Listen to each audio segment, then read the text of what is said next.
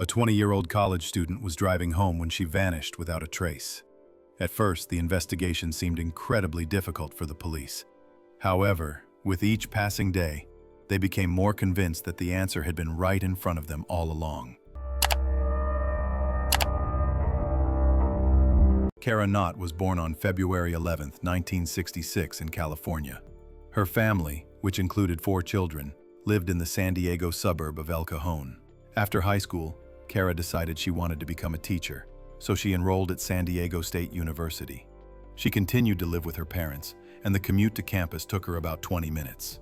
For her 20th birthday, Cara's father gave her the car she had always dreamed of, a white 1968 Volkswagen Beetle. She also worked part-time at the local zoo, donating her earnings to help injured animals. Additionally, Cara worked at a small health food store. It seemed that everything in her life was going perfectly, and a happy future lay ahead of her. During the Christmas holidays, she spent a lot of time with friends and family, and also regularly visited her boyfriend, Wayne. He lived about 50 kilometers, 30 miles, away in the small town of Escondido. On the morning of December 27, 1986, Cara decided to drive out to see him for the day, as he was sick and needed care. She stayed at his house until 8 p.m., after which she called her father to tell him she was heading home. Her drive should have taken no more than an hour. However, as the night wore on, Cara still hadn't arrived. Her father began to worry. First, he called her boyfriend, thinking Cara might have stayed later, but Wayne said she had left almost immediately after calling home. After waiting several hours, her father and mother decided to go search for their daughter. There were 2 main routes from Wayne's house to El Cajon, so the parents split up. A short time later, Cara's older sisters and brother joined them. They spent the entire night scanning the roads she should have taken. At one point, her father tried to contact the police, but they refused to take his report. Since Cara was 20 years old, they were told they had to wait 24 hours from the time she disappeared before filing a missing person report. So, the family continued the search on their own. By morning, they made an alarming discovery. One of Cara's sisters and her husband decided to turn off the highway and drive parallel to it, since the family had already checked the main road several times. After driving a few minutes down the dirt road, they spotted a white car parked in the distance. It was Cara's Volkswagen. The doors were open, the windows were down, her purse was inside, and the keys were still in the ignition. But Cara herself was nowhere to be found. Her sister immediately contacted the rest of the family and the police, who this time accepted the report and came to the scene. While some detectives examined the car, others searched the area for the missing woman. One of the officers walked down the road to an old bridge and noticed a body in the brush below it. When he went down, he realized it was Cara Knott. Her relatives, who were nearby at the time, identified her. They had held out hope until the very last moment that they would find Cara alive. But the reality was far more tragic. The police couldn't find any significant evidence at the crime scene. The only thing they managed to discover were tire tracks on the bridge, which were wider than the tires on Cara's Volkswagen. Medical examiners studied the body and concluded that the young woman had received several blows to the head and had been strangled. However, there were no signs of sexual assault, which made the perpetrator's motive completely unclear. Nothing was missing from her car either, including her wallet and documents. Detectives began to reconstruct the timeline of events from that evening. They determined that Cara had left her boyfriend's house around 8:30 p.m. Based on a receipt found in her car, they determined she had stopped at a gas station not far from where her body would later be found. Unfortunately, the complete lack of evidence left investigators unable to answer the question: why did Cara turn off the highway onto a deserted bridge? The first suspect in the case was her boyfriend, Wayne. He was the last person to see Cara that evening. However, the young man stated he was at home all night. When he learned Cara hadn't returned home and her whole family was looking for her, he also decided to go search. His sister confirmed he had left the house late at night. The police, however, believed the young woman had perished between 9 and 10 p.m. The next suspect was Wayne's father. He owned the health food store where Cara worked part-time. There was no evidence against him either, but police noticed a few strange things. First, it seemed to them that at Cara's funeral the man was overly upset for someone who wasn't even her relative. Secondly, he had a reputation as a man who liked to flirt with every girl he met. Another tip came from a witness. Someone reported seeing a gold-colored Cadillac with a blonde woman in the front seat near the location where Cara was found. Wayne's father owned the same type of car. The police decided to question him, but the man denied any involvement in the crime. As proof, He provided his phone records, which showed that at the time of Cara's death, he was more than an hour's drive away from that location. This was enough to clear him of suspicion. With no other suspects, detectives decided to appeal to the public. Cara's story was heavily covered on television and radio, so the police asked people to report any oddities or suspicious things they might have noticed on the day of the tragedy. Furthermore, a local TV station decided to film a segment dedicated to road safety. Together with the police department, they told viewers about the dangers people might encounter on the highways and how to act in a critical situation. After this segment aired, the police received about 300 calls from people sharing various tips on Cara's case. However, detectives quickly noticed that several of the reports overlapped.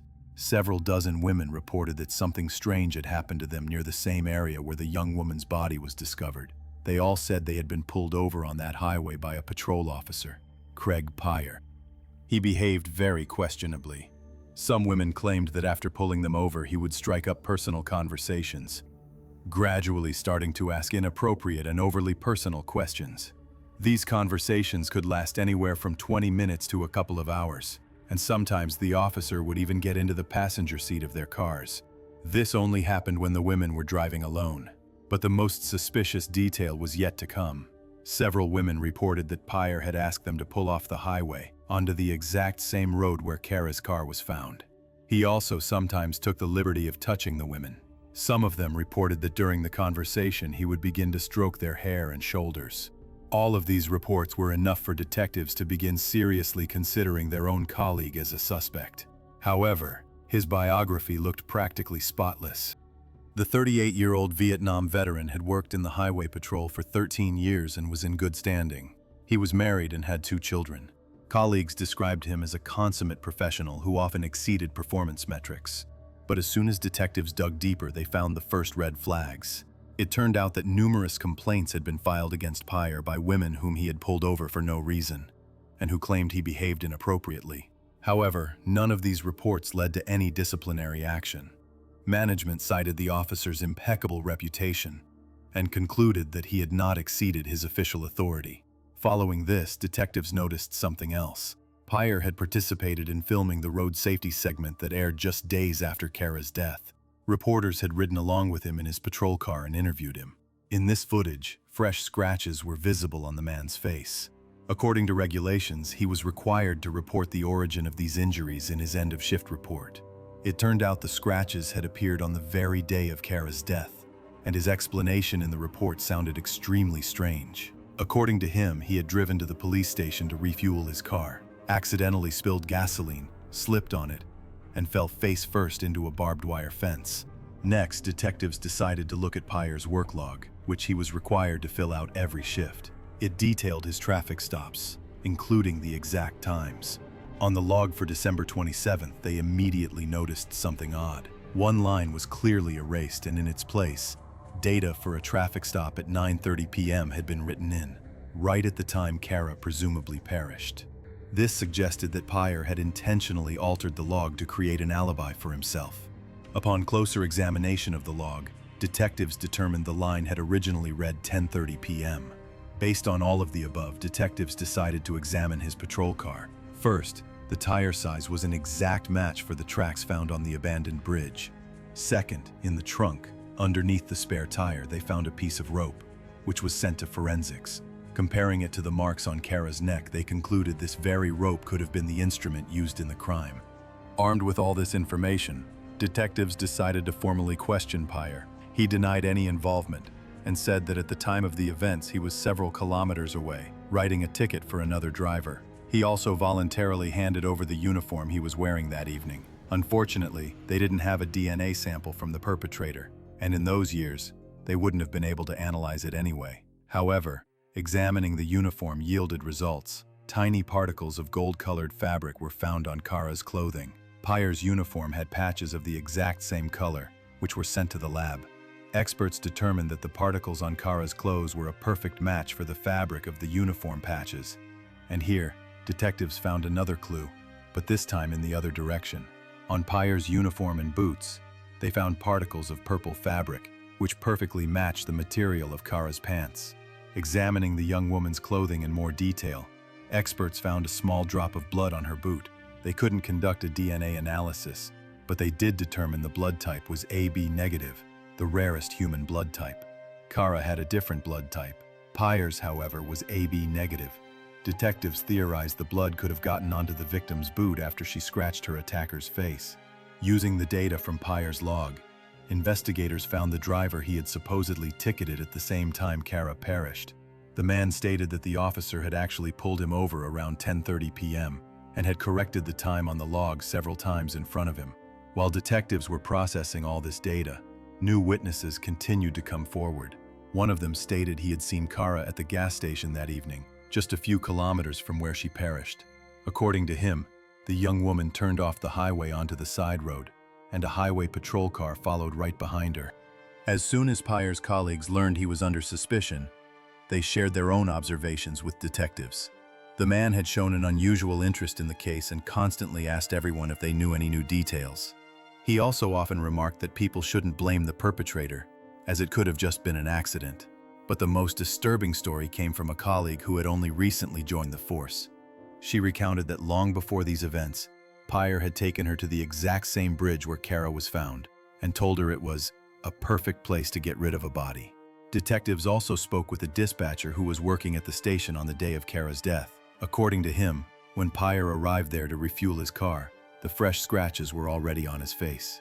This directly contradicted the man's story that he fell on the fence. His colleagues also stated that such a scenario was impossible. Peyer's parking spot was 3 meters, 10 feet, from the fence, and the barbed wire was above his head level. Despite the fact that all this evidence was circumstantial from a legal standpoint, detectives arrested Peyer on January 17, 1987. He continued to maintain his innocence, so the case went to trial. Peyer's defense attorney insisted that all this circumstantial evidence in no way proved his client's guilt. He pointed to the man's impeccable reputation, his long service in the police force, and his successes in his role. However, the prosecution argued that the sheer volume of circumstantial evidence, when added together, provided irrefutable proof of his guilt. Peyer had deliberately falsified his own work log to hide his absence from duty. He lied about how he got the scratches on the night of Cara's death, and nearly 30 women had accused him of inappropriate conduct. Due to the lack of direct evidence, the trial proved to be very difficult. The jury couldn't reach a decision for an entire week, and in the end, they were deadlocked. Because of this, the judge had to declare a mistrial and schedule a new one. At the second trial, a new prosecutor was appointed, who managed to dismantle many of the defense attorney's arguments. Some of his colleagues testified as witnesses, claiming they saw him fall on the fence. However, under pressure from the prosecutor, they all admitted they hadn't actually been there and had simply repeated the story Peyer told them. Following the new trial, the jury found him guilty of murder, and the man was sentenced to 25 years to life. Since then, Peyer has filed numerous appeals, each of which has been denied. But in 2004, something strange happened. The man was offered a chance to prove his innocence using DNA analysis, which by that time was in active use. Experts could compare his sample to the blood discovered on Cara's boot, and at this point Peyer, who had always maintained his innocence, simply refused without explanation. After that, very few people doubted that he was the one who took her life. Most likely, the man understood that this would prove his guilt 100%. Despite this, he continued to file for parole, all of which were successfully denied. As of now, he will not be eligible to file another petition until 2027, when he will be 77 years old. Cara's family worked hard to ensure her death was not in vain. They successfully lobbied for changes to several laws and established university scholarships in her name. Cara's father also sued the state government for allowing such a dangerous person to work in law enforcement. He won the case and received a settlement of $2.7 million. After that, he managed to have the undeveloped land near where his daughter perished turned into a nature preserve. It was named in memory of Cara and other victims of crime. Tragically, Cara's father died of a heart attack while visiting this preserve in the year 2000. Thus, in this complicated case, despite the lack of direct evidence, Peyer's guilt is clear. He had a chance to walk free by providing his DNA sample for comparison. His refusal only convinced everyone that he is, indeed, the perpetrator. Share your opinion about this story in the comments, and don't forget to like the video to help it spread. Thanks for watching.